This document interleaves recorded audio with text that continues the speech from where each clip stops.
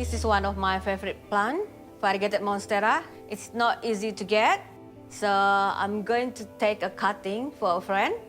This is so special. It's just like your green Monstera, but got the white variegation, very sought after.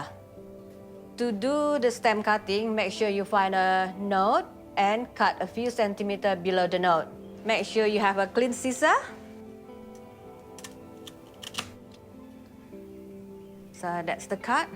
You can see this is the node, the area root, so I just cut under. And you can also see a nice variegation on this stem with the white running through and the green, good combination. Here I use a rooting hormone. This is quite helpful to prevent the wound to get infection. So I just dip it. This is the medium that I use to root the cutting. A mixture of moss and perlite.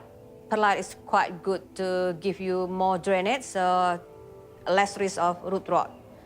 So I'm just going to dip the cutting. Here you go, one cutting of variegated Monstera.